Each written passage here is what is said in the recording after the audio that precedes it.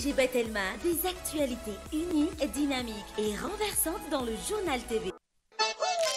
Smack, un petit fromager.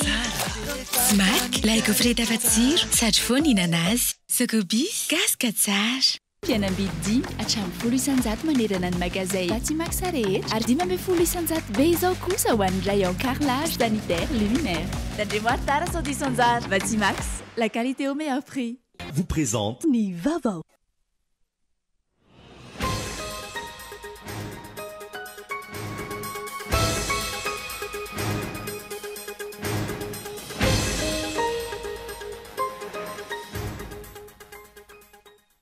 Efatra amby 10 taona niverenan'ny fahaleovantena mbola miandry ny FM misy ny banky iresa-pirenena hatrany i Madagasikara ary mbola mihindrana hatrany.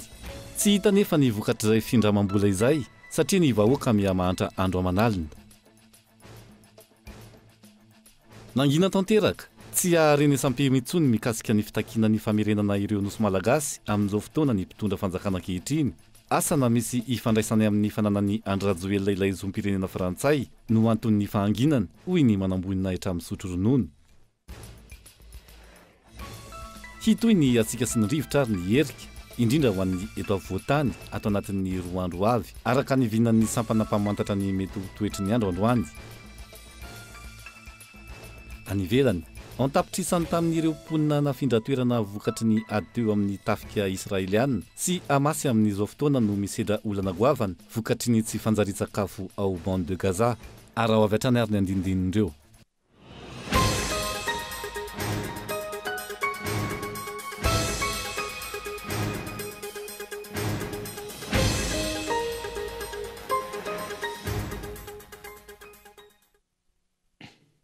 Talata fa 5 ny volana Jona taona 4 ankafaliana hatrany tompo-kilasy tomovavy no hitsidiana ny tokantranonao amin'ity alety tonga soa atao anatin'ny fotoana ny fampahalalam-baovao manasana ihany koa anaraka izany hoentsika manokatra ny fampahalalam-baovao toy ny mahazatra matoan-dahatsoratra 4 taona niverenana ny fahaleovantena mbola miandry ny FMI sy ny banky iresa-pirenena hatrany i Madagasikara ary mbola mindrana hatrany tsy hita nefa ny vokatrizay findramam-bola izay satria ny vahoaka miamahantra hatrany andro aman'alina matoan-dahatsoratra Gaëtan Adriatsilavo.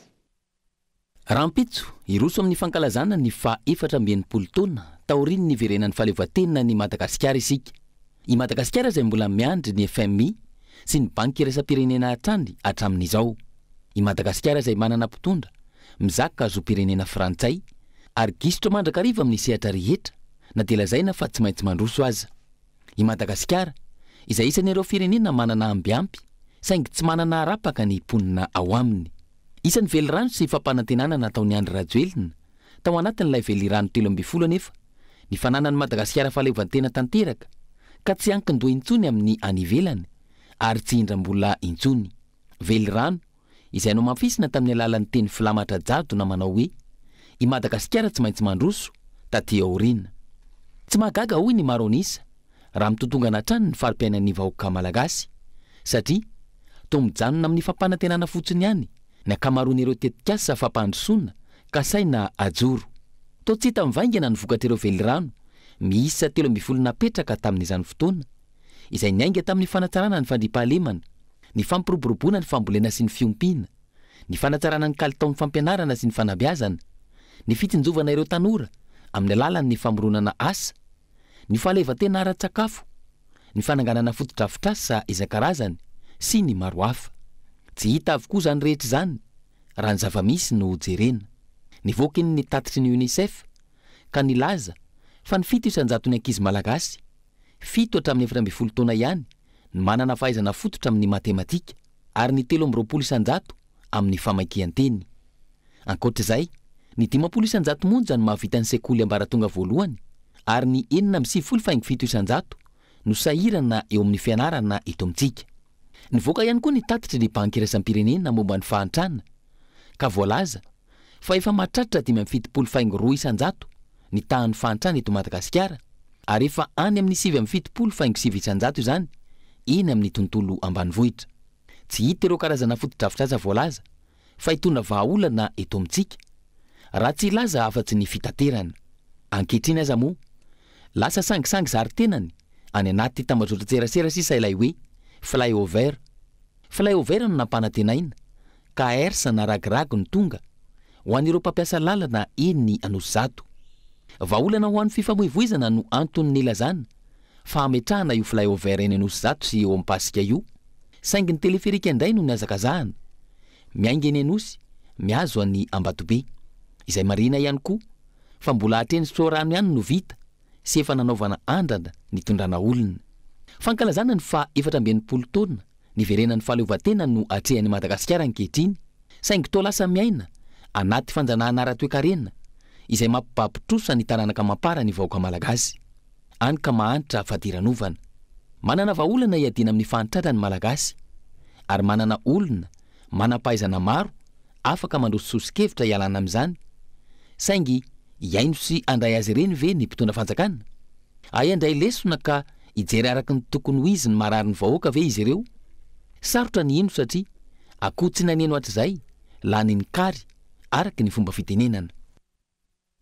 Ao anatin'izao fiandrasana ny voka-pividianana ofisialy avy amin'ny fitsarana avo momba ny lalam-pandrenan'izao. Tsy anaiky ny vahoakan'ny Faratsio raha toa tsy mitovy amin'ny voka-pividianana izay avoakan'ny CENI. Ny voka-pividianana izay ho avoakan'ny fitsarana avo momba ny lalam-pandrenana amin'ny 7 ny volana Jona ho avy izao, araka ny farazavana nentin'izy ireo tamin'ity androany ity. Kivida Kolo Antsirabe no mitatitra ny antsipriany mahakasika izay.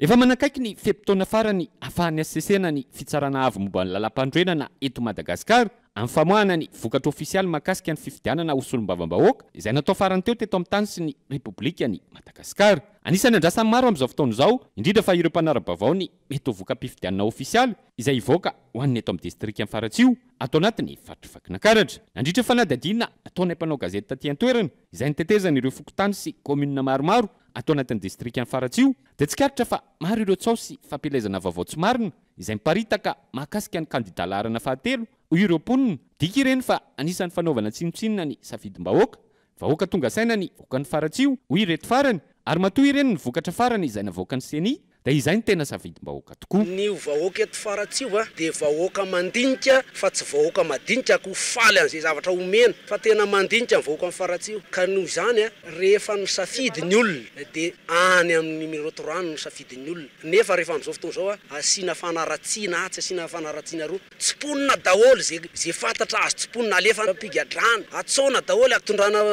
polisy, tondrana gendarme. Zavatra efa zava-doza angena nataon'izao. Maika moa fa izy ny tena eo amin'ny toerana zay olona fatany fa tsy nandany azy, indrindra ny takan-tenanay zany dia mety ho samborona io zany raha ohatra n'izany. Dia teto amin'ny commune Faravohitra sy Vonanony reny zany tena safidim-bahoaka mihitsy reny fa tsy nisy osoka, tsisy alabato reny, tsisy fizarana zavatra, tsy nitombona aby ny resaka nandeha tamin'ireny. Somary misy kely ihany aloha zany ohatra ny hoe karazana fandrahoana hainao manjery sy ny radio reny ary tena misy zany. Zay tsy matahotra fa ny siondresaka aloha efa heninay hoe misy fisamborana fa zay tsy matahotra ka. Hoe nisy ny alabato sy nisy ny fanomezana vola, lavinay marindrano tanteraka ny fanomezanay vola tompoko, fa tsy nanao an'izany mihitsy ny kandidara Milson Nanomenjanahary fa nizota ara-dalàna. Raha nisy ny fangalaranay vato tokony nanana proof izy hoe inona ny proof fa ahafantarana ny fanangala-bato zay. Tsy nisy azany taty amin'ny district ny Faratsio. Araka izany dia tsy anaiky mora foana ny vahoakan'ny Faratsio raha toa tsy mitovy amin'ny voka-pifidianana izay navoakan'ny CENI ny voka-pifidianana ofisialy izay mety ho avoakan'ny ACC ho an'ny 7 ny volana Jona 2024 avy izao. Ary raha sanatrika mitsimbadika amin'ny vokatra izay efa hita teo anivon'ny CENI izany dia hiditra amin'ny etsi-bahoaka ireto vahoakan'ny Faratsio ireto raha ny fanadihadiana hatrany. Fa raha sanatria ka tsy mifanaraka amin'iny vokatra iny ary ny safidim-bahoaka iny zany dia tsy anaiky mihitsy zahay, satria amin'ny maha olom-pirenenay manana ny zo ny olombelona, manana ny zo ny vahoaka, dia tsy anaiky mihitsy zahay lahelonay raha sanatria miova io voka-pifidianana zay navoakan'ny CENI io dia zay atao anatin'ny fokontany telo mirefy soadanana. Ka raha ny safidim-bahoaka zay matematesan'ny vahoaka sy ny azakazahany vahoaka teto no vana fa tsy ho marina ka hanaovana zavatra samihafa dia na isy raha mandrika aza ary na isy ho foaty aza tsy mba hanaikinaiky an'izany eto Ambatondradama. Ary tena zay voalohany anangana an'izany grevy, tena grevy zany. Tsy maintsy afara amin'ny tena any amin'ny tolom-bahoaka etsy-bahoaka zany raha zay ngamba no azo ilazana satria ny vahoaka araky ny fifampiresahana moa zany reo mpanohana sy ny vahoaka amin'ny ankapobeny dia tena hiaro ny safidiny hatramin'ny farany vahoaka satria efa iny tena vokatra amin'ny fon'ny olona fa tsy hoe zavatra ny sandosandohana araka ny teninay teo hoe raha misy fiovana dia iombontsika menakavy hiaro ny safiditsika beta be nelanelam-bato atao hoana anao na foana amin'ny commune firy zany no foananao zay voavoafonanao ny fifidianana ary raha vonoina ny vatom-pifidianana any amin'ny commune manokana dia mety ho zavatra sarotra ny hitranga eto amin'ity Madagasikara ity ary eto Faratsio ny hitrangan'ny Madagasikara mihitsy hoe manahoana zany eo amin'ny district amin'ny Faratsio zany satria mason'izao tontolo zao tompoko dia efa mitodika ety amin'ny district amin'ny Faratsio ka raha Milsona nomenjanary faritanay tsara mihitsy fa raha Milsona nomenjanary dia antsoina amin'ny anarana hoe président Mily ny tiana hitondra ny vahoaka amin'ny Faratsio satria izy no fantatra fa hampandrosan'izao Faratsio zao araka izany dia miankina ny voka-pifidianana izay ho avoaka ny ACC amin'ny 7 ny volana Jona 2024 izao ny filaminana eto amin'ny tany sy firenena tsy raha ity faneho-kevitra ireo vahoaka ao amin'ny district ny Faratsio ety no jerena. Ho fanamafisana ny tsy fandraisana anjara amin'ny fankalazana ny fidim-pirenena amin'ny 9 ny volana Jona ho avy izao. Nanao fanambarana ihany koa ny telo troka mandrafitra ny foko Antesaka tamin'ity androany ity.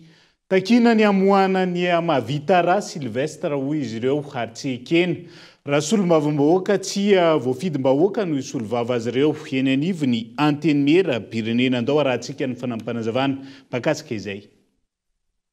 Izay telotroky mandrafitra ny foko Antesaka dia manao izao fanambarana manaraka izao. Voalohany, angatahana sy misy atakandro ny amoahana ny zanakay Mavitara Sylvestre. Faharoy, sy ekenay ny sieny deputé sy nolaniny mitondra eto Vangaindrano. Fahatelo, eto zay dia manambara fa sy andray anjara amin'ny fankalazana ny fetim-pirenena 26 Jona Umaray. Ary manetana asika zanaka Antesaka rehetra sy akanavaka manerana ny nosy mba sy andray anjara amin'io fety io ihany koa. Fahaefatra, mangaika asika zanaka Antesaka ato anatin'ny distriktan'ny Vangaindrano raika amin'ny 30 commune mba ho tonga anatrika ny vohitroky ifikirano sy volomby ery Menagnara Umaray 26 Jona 2024 maraindray mba hamerenana ny asin'ny tansika sy mahafoko Antesaka sika. Fahadimy, mampahafantatra anareo mpitondra fanjakana fa itiky ny esika farany ampilaminana ataonay ho fanazana raha sy avoakanareo farany malaky ny zanakay Mavitara Sylvestre. Sonia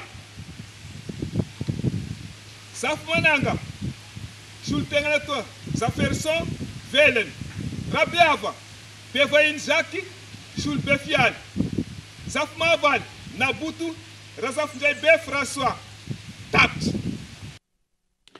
Ao anakitiny fankalazana ny fetim-pirenena amin'izao fotoana izao, sahirana ny vahoaka malagasy ary tantara-drany amin'izao fankalazana ny fetim-pirenena izao. Tsy tokony takomana amin'ny ireo fetifety etsy sy eroa ny fahasarana ny vahoaka malagasy hoy ireo mpanao politika nanohy ny heviny mahakasika izay tamin'ity androany ity. Mangina tanteraka ny fankalazana ny fetim-pirenena tamin'ity taona ity ary ampitahana tamin'ireo fety rehetra tany aloha. Tsapa sy ireny olom-pirenena rehetra ny hafantrana mahazo ny firenena amin'izao raha ny fanadihadiana natao. Efa nanomboka tamin'ny taona lasa no nahitana izay fitaraina ny vahoaka malagasy izay. Tsy misy vahaolana fa ny aitraitra atrany no ataony fitondrana lahara-pahamehana. Aloha isataona zany za zany efa manana zafikely dia mba manomana kely zany vola kely mba ampitaliko an'ilay zafikelyko. Fa raha ampitahana tamin'ny taona aloha miasa hirana isan'andro ngamba zany fa tsy hoe isataona.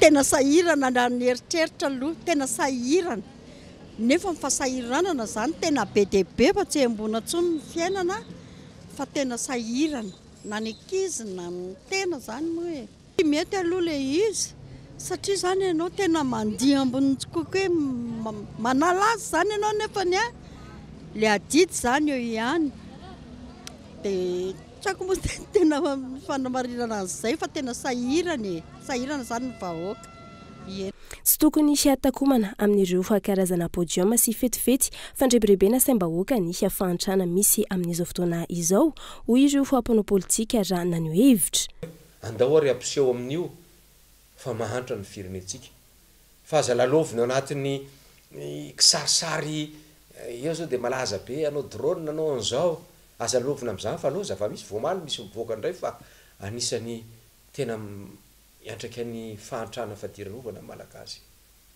amiko zany tokony ampatsy zany raha anatin'ny fianakaviana ianao misy ny tsy fahampiana dia ampisehoany ankonanao fa misy ny tsy fahampiana fa aza takomanao amina fetifety sy fanabadonan'ireo olon'ireo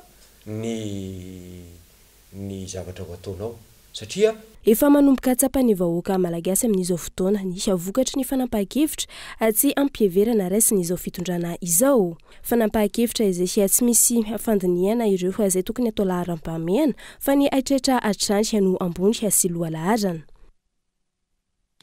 isan'ny vaovao misongadina ihany koa amin'ity ala ity nangina tsy nandrenesam-peo intsony mikasika ny fitakian'ireo nosy malagasy aty amin'ny ranomasimbe indiana amin'izao fotoana ny mpitondra fanjakana amin'izao fotoan'izao asana misy fandraisany amin'ny hafanana ny Andrajoely ilay zom-pirenena frantsay ve no anton'izay fanginan'izay amin'izao fotoan'izao hoy ny manamboninahitra misotro ronono ny jeneraly Razakary manana Ferdiron raha naneo ny heviny makasika izay tamin'ity andro anty Daniela Minorso.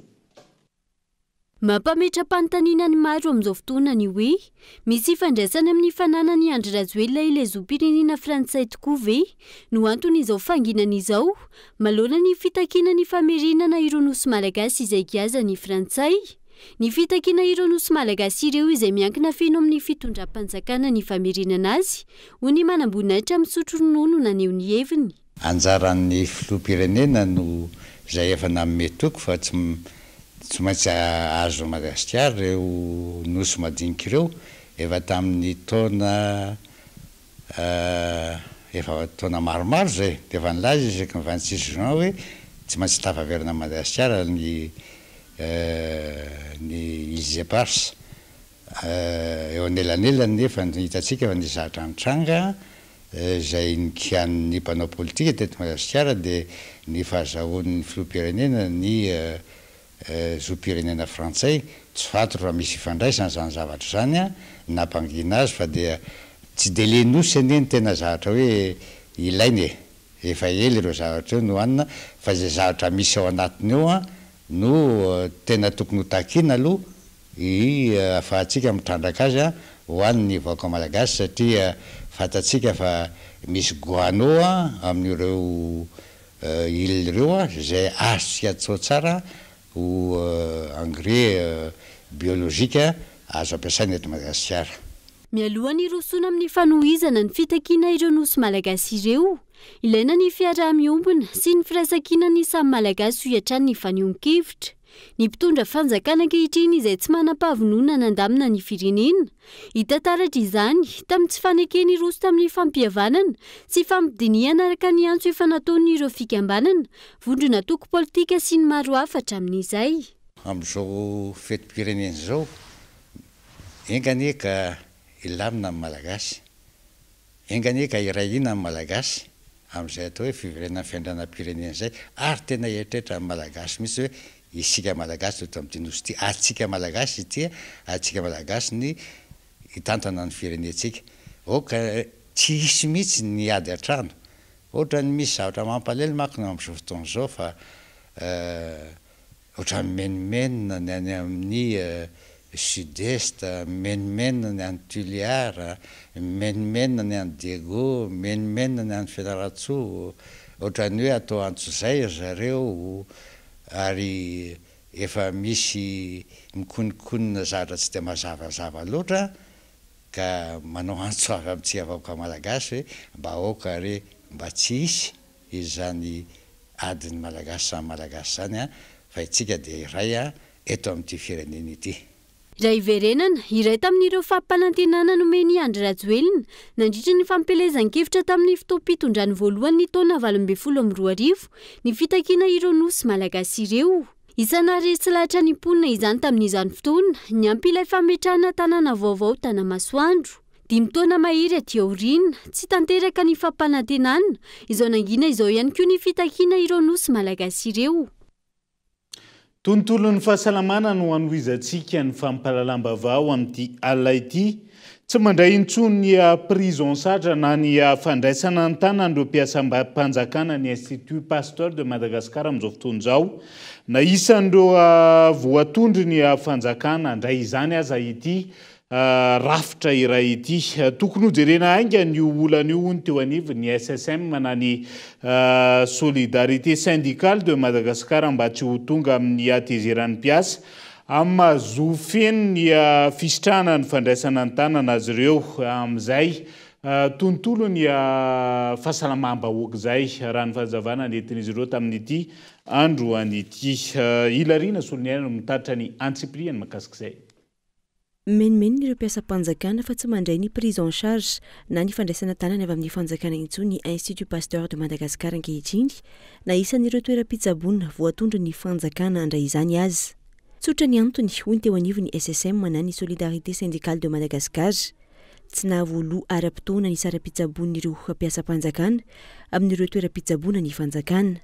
Io moa dia fampiarana aloha ny lalàna ny statut général na fonctionnaire zany sy ny statut général ny agent non encadré de l'État ny lalàna 2003-011 sy ny loi 94-025. Ao anatin'ireo lalàna ireo zany dia mipetraka mazava tsara mihitsy hoe antoko ny fanjakana ny fahasalaman'ny mpiasa. Na izy na iza misy azy ary ao anatin'ireo lalàna ireo dia mipetraka mazava mihitsy hoe na iza toeram-pitsaboana an'ny fanjakana. Zany hoe reny CSB hitantsika miparitaka manerana ny nosy reny zany sy ny hôpitaly rehetra eto Madagasikara dia tokony handray prise en charge daholo. Sainga efa narirarira sy navilavily zany tany aloha tany. Dia mahakasika ny Institut Pasteur manokana ny Institut Pasteur tsy an'ny fanjakana akory. Fa anisan'le établissement navoaka ny fanjakana ny lista hoe ato amin'reto établissement reto dia mandray ny prise en charge ny mpiasam-panjakana. Ny antony io tsy fandraisan'io dia mazava be. Tsy ny Institut Pasteur akory malaim-bola ka hoe tsy handray any mpiasam-panjakana amin'izay resaka prise en charge zay. Saingy kosa noho ny tsy fahafahan'ny fanjakana mandoa ara-potoana na tsy mandoa mihitsy an'ireo sara-pitsaboana ataon'ireo mpiasa ireo dia voatery izy tsy maintsy nampiato kely alohan'izay zavatra zay. Araka ny fitarenana hatrany tsy voaingana no nampiato io fandraisana tanana io ny IPM saingy tsy mbola nisy fandraisana ndraikitra avy amin'ny fitondrana aloha hatreto. Mitombondray ve izany ny fanaovana tsinitsinina sy ny fanitsakitsahana ny zon'ny mpiasa malagasy ho hiatrany ny SSM. Dia hoy izay hoe miampiray indray ve izany ny fanaovana tsinitsinina ny mpiasam-panjakana amin'ilay zomba efa kely ananana dia esorina amin'indray sanatria hoe tonga amin'ilay tenin'ny soratra masina hoe ny kely anananao indray ary no esorina aminao ao anatin'izay nefany mbola marotra tambo isaina azy. Zany hoe ho anay eo anivon'ny SSM zao ny ady ataonay dia ny hoe miroso makany amin'ilay hoe ny toeram-pitsaboana rehetra eto Madagasikara dia tokony afaka mandray an-tanana ny mpiasam-panjakana na iza misy azy na iza misy an'ilay toeram-pitsaboana. Zao ilay Institut Pasteur izay tokana indray no nesorina amin'ny mpiasam-panjakana ka iverinay fa tena fanaovana tsinotsino zay ary sanatriny zany hiteraka fahasorenina ho an'ireo mpiasam-panjakana izay efa tena niverezin-jo isan-karazan'ireo. Mila jereny zany satria tsy fanarahan-dalàna zany ary fanitsakitsahana ny zon'ny mpiasam-panjakana marary. Tsy mifanaraka amin'ny tokony ho izy ny zava-misy ho hiatran'ny fanazavana. Voatsihela no nandany ny teti-bolam-panjakana na simpantsina na ny LFR nisy olom-bavam-bahoaka. Ny nina no dinganina ve izany mahakasika ny prise en charge ny mpiasam-panjakana izay efa atao hoe budget prévisionnel na teti-bola efa tokony voahomana amin'ny maha efa andraikitra ny fanjakana izany araka ny lalàna. Miantso ny hijerena akaiky ity toetra raha ity ny SSM hisoroana amin'ny mety ho trangan-javatra hafa raha tonga amin'ny atezerana ireo mpiasa. Ao anatin'ny fiatrehana ny fetim-pirenena amin'izao fotoana izao miakatra tahaka ny zavadrehetra ihany koa ny vidiny akoho amam-borona eny an-tsena rehetreny raha ny fanadihadiana nataon'ny mpanao gazety ny Akolo TV FM tamin'ity androan'ity ankoatran'ny vorona nefa mbola maro ihany koa ny zavatra tsy maintsy amoahany tokantrano vola raha tiana anao izay fety zay ao anatin'ny filaminana sy ao anatin'izay fitoniana tanterak'izay ka eton Andriatsilava no mitaritra ny Antsipriany makasika izay.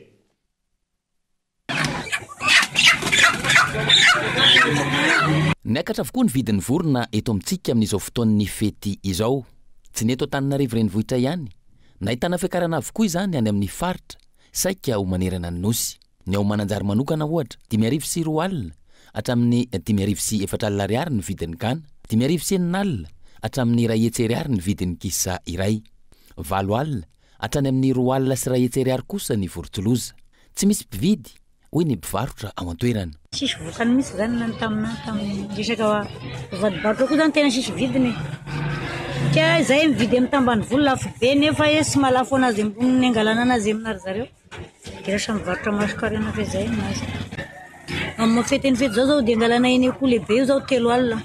Dia tokony lany tena marina zany tokony mivarotra an'io valoriso 3 alina dia alefa 5,3 alina mba zahoana mpivarotra 5,000 saka akoho nefa sy tafavoakana amin'izany. Tena zao ny maly dia tena 0. Koa lainao da 3,000 alina dia 4,000 alina lafosana arivo saka akoho zany hoanina dia 500. Sahirana ary mitaraina noho ny tsy fisiana avokoa ny akamaroan'ny mponina amin'izao fotoana. Tsy afaka ambavan'izy ireo ihany koa ny hoe miandrandra tolotra sy fanampiana. Dia tsy hitako fa dia sisy maro ny togna loaka fa sady tsy miasa sady tsy magnino amin'izao fa dia ndre fety volagna amboarina fety zany tsy misy na dia arina hoana aza sy hita fa dia miandrandra anareo izay tokony mba manolotra. Tsy misy ndre dia raika aza meza bary aza hoanina sy isika dia koa mamborona ho azo. Ankoatra ny vidim-borona, niakatra ka tsy takatry ny sarambabem-bahoaka intsony, tsy maintsy vola mivoaka amin'ireo ray aman-dreny ihany koa, ny kilalao sy ny fitafy ho an'ireo ankizy amin'izao fety izao. Mbola vola mivoaka ambonin'izay ihany koa anefa raha te hiahitraitra ka hitaingina teleferika 3,000 ariary isan'olona ho an'ny eto Antananarivo renivohitra. Izay ihany koa no etsika misendy vetivety ao anaty doka fohy. Mbola maro ny fanadihadiana sy vaovao misongadina mbola hoentina aminao rehefa avy eo aza misaraka aminay ary ao anatin'ny tapany faharoa no anarahantsika ny Antsipriany makasika izay rehefa avy eo ary.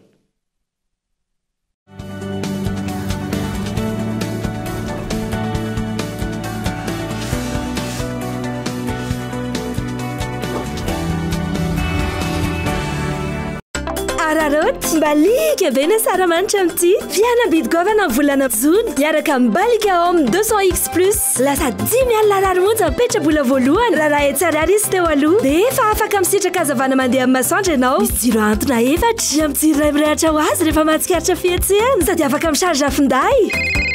Aza taraiky hatramin'ny 70 Jona ihany io a manatona haingana ireo Telma Shop akaiky anao sy ireo mpanjara akaiky anao.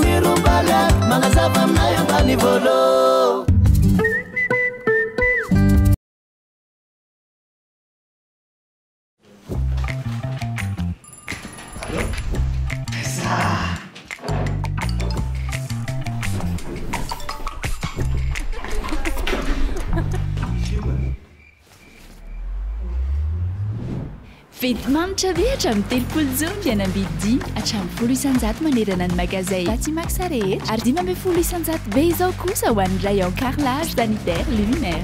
Tandremo tara sao 100,000 Batimax, la qualité au meilleur prix.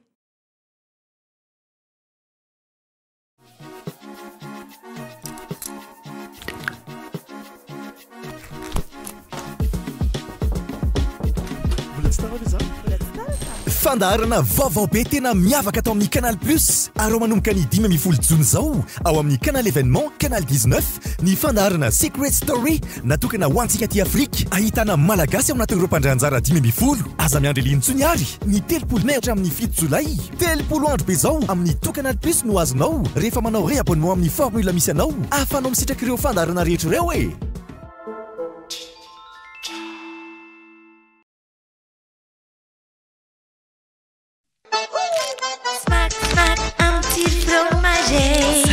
Gofrette nature, un cappuccino rehetra. Smack, smack, smack tinao, smack nena amle wile. Tena fakir, mataruria. fraise macafake sady misy tsiro fromage tena malefadefa mikaretika tsara ko fraise macafake sady misy tsiro fromage tena malefadefa Smack, lay gaufrette hafa tsiro sady foana ihinana azy. Sokobis, gaska tsara. Qu'est-ce qu'Airfiber by Blue Line? C'est une connexion Internet qui transmet vos données à la vitesse de la lumière. Airfiber est connecté à la fibre optique de Blue Line, garantissant ainsi stabilité et rapidité. L'installation est d'une grande simplicité, facilitant ainsi l'accès à une connexion ultra rapide comme jamais auparavant. Imaginez en plus un opérateur qui ne compte pas vos datas la nuit et les week-ends. Chez Blue Line, c'est exactement ce que nous vous offrons avec Airfiber. Pas de flux pour freiner vos soirées Netflix ou vos projets du week-end. Avec Airfiber by Blue Line, vivez le vrai illimité, sans compromis et encore plus rapide. Faites le bon choix et abonnez-vous dès maintenant auprès des Blue Line Store.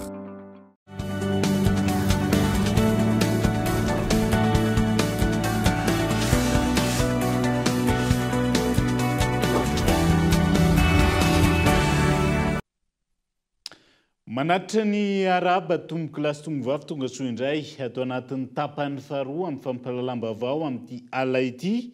Tahaka ny isan-taona rehefa andro ny fahadimy amby roapolo ny volana Jona tahaka izao manao ny arendrina ary mianoka tanteraka ao anatin'ny afomanga ihany koa ny mponina ho fihantsenana ny andro ny fahaenina amby roapolo ny volana Jona. Lamina amin'ny ankapobeny ny teny anosy ny manodidina ary isany nampiavaka azy tamin'ity taona ity ny fisininy atao hoe Sodrone ihany koa andeha rahantsika ao anatin'ity horonan-tsary manaraka ity ny akon'izay sy ny fanehoan-kevitry ny olom-pirenena tonga teny an-toerana teny anosy ny manodidina mahakasika izay fiatrihana sy ny manodidina an'izay andro ny fahadimy amby roapolo ny volana Jona izay.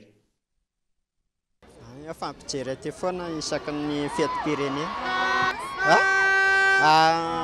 Ny afomanga aloha tsy dia nahafa-po fa le hoe sary zany sary ihany izay nahafinaritra fotsiny tamin'ny fety. Ny afomanga fa le sary izay nahafinaritra ny ankizy le nijery an'ilay zava-baovao fotsiny izay nahafinaritra anazy.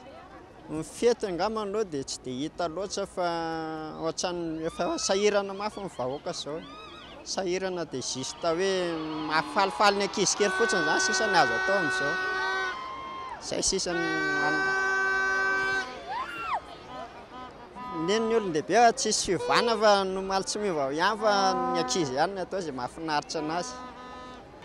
Misy zavatra tsy ampy ihany aloha hitako e par rapport tamin'ny herintaona. Ohatrany hoe lasa tsy dia ny malagasy zany amin'izao lasa ohatrany hoe tsy dia manjifa be ny zavatra vita gasy ohatrany hoe lasa metehatra an'ilay zavatra vahiny sy dia lasa tsy dia mitazona ny kolontsaina malagasy intsony. Betsaka izao no zavatra manahirana sy tsy ampy eo amin'ny fiainana malagasy izao dia tokony mba mila jerena kely. Tokony mba jerena manokana amin'ny fiainam-bahoaka sy ny sosialim-bahoaka. Hitsinjovana ireo vahoaka madinika sy ireo ankizy ary indrindra ireo sahirana. Tokony efa mahaleo tena sy mitazona ny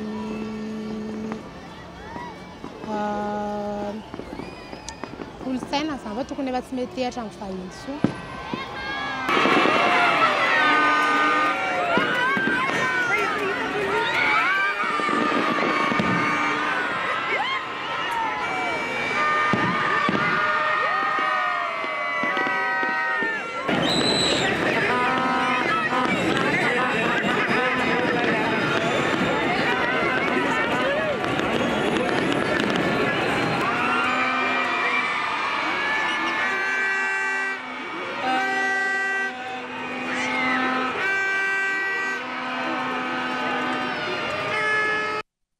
Ireny zany ny ambiance teny anosy ny manodidina atao anatin'izay afomanga izay ho an'ny andro ny fahadimy amby roapolo ny volana Jona ho an'ny androany. Fa miharatsy hatrany ny tsenan'ny kilalao fanamariana ny fetin'ny fahaleovantena ory mpivarotra tamin'ity androany ity. Tsy maintsy nampiana hatrany ny entana alaina raha oharina tamin'ny tondasy izy ireo vokatra zay fahasahiranana iainany vahoaka malagasy zay isoroana ny faty antoka be loatra ao anatin'izay ilary nasoniana no mitatra ny antsipriany makasika zay sahirana ny olona hoy ity renim-pianakaviana ity miainatra any ireo mpanjifa ny kilalao fanamarina ny fankalazana ny fetin'ny fahaleovatena na efa tsy lafo tokony ho taikatry ny be sy ny maro azany vidiny ny tsena aloha ny olona tsy dia manam-bola dia tsy dia tena hoe ohatran'le isa taona efa nanomboka tamin'ny herintaona io tena latsaka tena hoe nreglena mihitsy ny hoe kely fotsiny entana nalaina dia izay alan'iny fotsiny natao ny arendrina vita gasy arakaraka toy zao lefa mba mivoatra dia toy ny lafilafy kely fotsiny eny tsy dia hoe lafo be manodidina ny 3,4 fotsiny ena ny entana nalaina tamin'ity satria hitanse any fiainan'olona ho an'ny olona tsy manam-bola dia le ambamba mividy reny daholo takatry ny olona nefa ny entana ny amin'ny sinoa rehefa lafo be daholo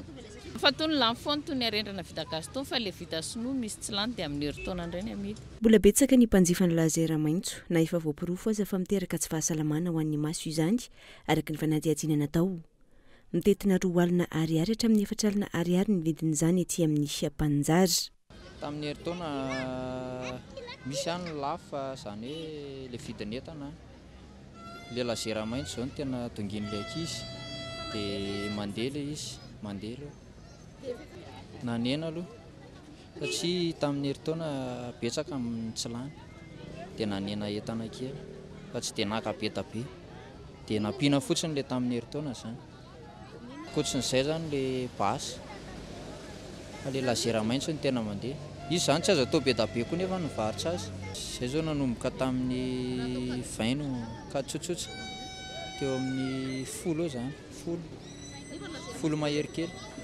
100 000 dia 75 dia le sarizable izy efa tsara nisy fiakariny avokoa ireo kilalao fampiasa amin'ny fetim-pirenena tahaka izao sakana nampy kely tamin'ny ambiny tsy lafo tamin'ny taondasany akamaroan'ireo mpivarotra antony tsy nahitana mpivarotra betsaka ihany koa tamin'ny ity tahaka ny tsipopoka ny tsipopoka somary lafo izy zany manoloana ny otona lasa toy zao namidy atram'izay tony namidy ariary zato 200 ny lafo indrindra tamin'ny tony zao tony zao efa midy 500 ny singany akaray dia zao izy zany zao amidy adio 100 000 lany ny varotana azy moa ny angalanay an'io zany zao 180 dia resaka karamana ohatrany hoe 20 000 francs zany karama amin'io fa izy tsisy dia misy karama fa efa amidy mihitsy koa zany nefa tsy dia anina tsoa fa kelikely foana zaka amin'ny vola satria lafo izy nefa mena le oposile olona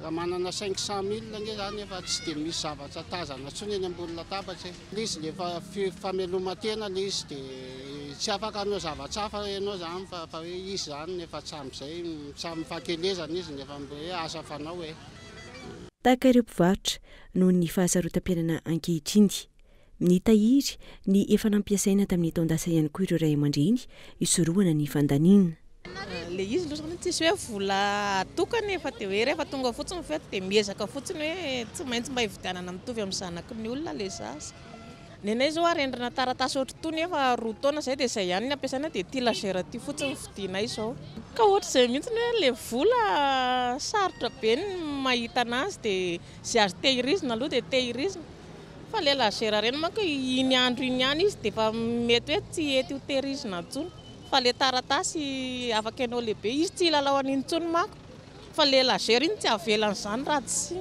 tsy nahitana ireo ray aman-dreny sy fianakaviana ny fanaretsaka mividy kilalao entina ny mariana ny fetin'ny fahaleovantena intsony tatao anatin'ny 2 taona ny sesy izao taratra fa miasahirana ny vahoaka malagasy manoloana ny tsy fahaiza mitantany mpitondra ny tsy fahaizana mametraka ny laharam-pahamehan'ny vahoaka ao anatin'izay fiatrehana ny fetim-pirenena izay hatrany tsy misy afa-tsy ny fitrakana ny firaisan-kina ary ny fifanampiany samy malagasy no hery ahafahana miady amin'izao fahantrana lalina izao hoy ny général Valson Israel izay filohan'ny fikambanana ambizay ry malagasy tamin'ity androany ity ny akamaroan'ireo milaza azo manasoa ny vahoaka eto amintsika amin'izao fotoana izao izay samy mikendry ny tombontsoa manokana ao anatin'ny hetsika samy hafa tanterahana amin'izao fotoana izao raha ny fanazavana nentin'izy ireo tamin'ity androany ity Daniela Minorso no mitatitra ny antsiprian'izay mbola vitsy hatreto ireo malala-tanana mahafoy manome sy manampy tsy misy tombontsoa manokana ny mpiray tandrazana amin'ny tombontsika antony tsy mahalasa lavitra ny Madagasikara raha ny lafiny fampandrosoana no resaina. Ny fifanomezany tanana eo amin'ny samy mpiray tandrazana izay azo antoka fampandroso ny firenena ho ny fikambanana ampizay ry malagasy. Zavatra atao aloha voalohany indrindra dia mba atakaratsika tsy hoe rehefa misy zavatra ohatraohatran'izay tombontsoanao vo manao zavatra ho an'ny olona tsy manana. Ary ny zavatra fantatritsika hoe tena sahirana ny olona, tena mijaly ny olona. Be dia be ny olona fantatritsika manana VO8, manana rehetrarehetra. Kanefa ny angambany tsy fantako raha hoe mitambatambatra manao zavatra ohatr'izao mety ho tsara ny fiainana eto Madagasikara. Fa saingindrisy nefa tsy izay le izy a. Dia eto misintona ny sain'ny olona rehetrarehetra, olom-pirenena rehetrarehetra, mila miezaka tsika, mila mitraka, mila mifankaty a. Indrindrindrindra tsika tsy manana mila mifankaty. Isika tsy manana mbola tsindriko a mila mifankaty tsika. Satria izay ny afaka hery etintsika manamboatra ny fiainana zany. Ny zara rendrina sy vatomamo andreo ankizy sahirana tetsy Mahazorivo androany, ny teo anivo ny fikambanana ampizay ry malagasy. Etsika fanaon'izy ireo isan-taona rehefa ankatoko ny fankalazana ny fety ny fahaleovantena tahaka izao, ahafahana mamalifaly ireo ankizy sahirana eny an-toerana. Tontolon'ny fanatanjahantena no anohizantsika ny fampahalalam-baovao amin'ity ala ity. Raha natoritory ny taranja volleyball atao Mahajanga, nisy ny hetsika izay natao famoazana izay tamin'ny ty androany ty ho an'ny Ligue Patraboeny, hetsika izay nampitondraina ny loha hevitra. Bakin 90 nampifondrona ireo mpankafy ny taranja volleyball rehetra sy ho fahatsiarovana ireo mpanabe namolavola tanora ity volleyball atao Mahajanga tamin'ny taona 1970. Anja Robert Kolomanjanga. Oentina amoazana ny tontolon'ny volleyball eto Mahajanga sy nanomezana fankasitrahana ireo président ligue ny fandimby ny mpilalao izay nanamarika ny tantaran'ny volleyball teto Mahajanga fa indrindra ho fahatsiarovana ny monsieur Ndrina sy madame Hery izay anisan'ny mpanabe namolavola ireo tanora maro teo amin'ny taranja volleyball teto Mahajanga ny hetsika baky ny 90 izay natao tetsy amin'ny complexe sportif ny 120, ny 20 ary ny 17 ny volana jona teo. Zava-dehibe sady indrindraindrindra hoe fanantenana fa tsy ho faty mihitsy ny volleyball eto amin'ny faritra Boeny ary manomboka satria raha ny tsaroanay tsy mbola nisy tsy natsiaro zahay hoe talohan'izao nisy hetsika ngezabe maromaro fa tena mino zahay hoe hiverina amin'ny laoniny ny lazan'ny volleyball Mahajanga fa indrindraindrindra hitombo fity ho an'ny taranja volleyball ny ankizy eto Mahajanga satria raha hatramin'ny maly ka hatramin'ny androany ireo tanora hita nanao match maly sy androany tena hita hoe manana relève ngezabe kay ny volleyball Mahajanga dia engane ka tsy ho ambany taranja hafa fa mba hiara hisondrotra amin'ny taranja hafa ny volleyball eto Mahajanga. Ho fanamafisana izany dia atomboka amin'ireo taniketsa ny fampianarana volleyball eto Mahajanga. Satria naseho teo daholo zany ny ancien nanaona ny évolution volley ary misy koa moa zany le teneniko hoe misy zany le fisokafan'ny école de volley eto dia manentana ny mponina Majunga zany mandefa ny ankizy satria ataontsika hoe izay le teneniko hoe sport d'intelligence izy manampy ny ankizy amin'ny resaka fianarana ary izay zany tena irina amin'le zaza eto mba hiditra ao anatin'le école de volley fa efa tonga ny ampahany matériel zany mba ahafahany ankizy misitraka an'izay an'izay mba hisy ny évolution volley eto Majunga. Fotoana iray ny aonan'ireo mpilalao teo ihany koa ireo mpanazatra fahiny ny tontolon'ny volleyball ihany koa ny baky ny 90 izay nokarakarainy ligue patry ny volleyball. Raha tsy ahivina dia eto Mahajanga no andray ny championnat national ny volleyball U14 sy U16 amin'ny 17 ka hatramin'ny 19 ny volana Jolay izao. Vaovao ny toetry ny andro no anohizantsika ny fampahalalam-baovao amin'ity ala ity. Itony atsika sy ny rivotra ny herika indrindra ho an'ny eto Voatany ato anatiny roa andro manaraka. Araka ny vinona ny sampana mpamantatra ny mety ho toetry ny andro tamin'ity androany ity alefaka ihany koa ankilan'izay ho amin'ny zoma ho avy izao ny isany mahakasika an'izay toetry ny andro izay raha ny fanazavana netiny teo anivony sampana mpamantatra ny mety ho toetry ny andro hatrany fanampanazavana. tsisy fiovana lehibe amin'ny ankapobeny ny toetry ny andro manirana ny nosy araka ny tomba anisan'ny mpanampahamantatra ny mety toetry ny andro. Andraona ny andro amin'ny ankapobeny ary azovana ihany koa ny zavina sy ny erika tombanana hiakatra ny maripana any amin'ny farany herinandro any raha ny fanazavana. Mahakasika ny toetry ny andro amin'ny ankapobeny Madagasikara aloha zany dia ny tsokan'ny alizay tena mandavitra ny toetry ny andro mbola mitoetra zany ny rivotra somary mangatsiatsika ho an'izay faritra manerana nosy zay. Tao amin'ny etam-pivoatany aloha zany dia mandraondraona kely eo foana amin'ny ankapobeny dia ny voamaraina sy ny takariva no mety misy erikerikanto kely fa ny amin'ny tolakandro manodidina ny totovonana mety mipotra kely any ny masoandro ohatr'izay zany fitsangany ho an'ny amin'ny avoatany ny aty amin'ny anaratra amin'ny vakana karatra sy amoro manify anaratsoa iny. Ny tsokany alizay no tena andrafitra ny toetry ny andro eto amintsika ao anatin'izay tsy misy ifandraisany betsaka amin'ny afelion araka izany ny fitsokany rivotra mafy sy ny atsika raha ny fanazavana hatrany. Ny afelion moa zany azon'izany hoe phénomène efa misy fa ny tena marina raha ny toetrandro eto amintsika aloha zany dia izay ny tena mandrafitra izay dia sy dia misy idirany loatra hoe mafana mangatsika n'ilay afelion misy zamba raha misy andraisany tena kely dia kely satria mitovy amin'ilay misy afo eo dia ny manalavitra n'ilay afo ianao zany dia ny maripana amin'ny ankapobeny no misy fidinana kely. Araka izany itony atsika ao anatin'ny roa andro manaraka manirana ny nosy any amin'ny morontsiraka Antsinanana no ahitana orana miatoato hiamaina kosa izany any amin'ny farany herinandro any raha ny vinany mety ho toetry ny andro hatrany. Maresaka irasan'ny pirenena vetivety no entsika manakatona ny fampalalam-baovao amin'ity ala ity. Antapitrisany tamin'ireo mponina nafindra toerana vokatry ny ady teo amin'ny tafika israeliana sy Hamas amin'izao fotoana izao no misedra olana goavana vokatry ny tsy fanjari-tsakafo au banc de Gaza.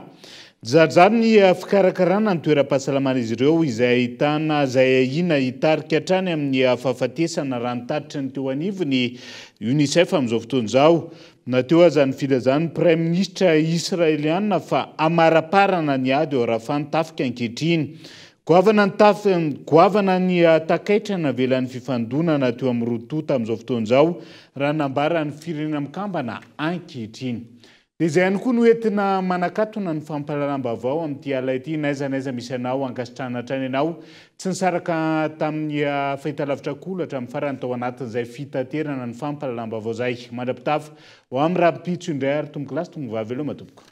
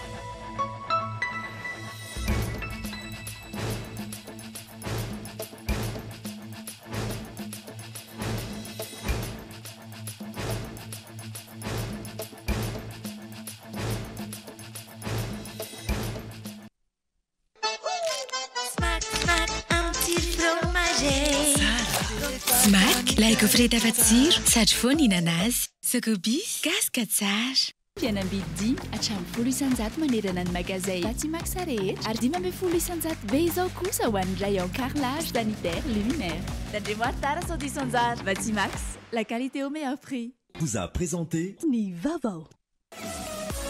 5G Batelma, des actualités unies, dynamiques et renversantes dans le journal TV.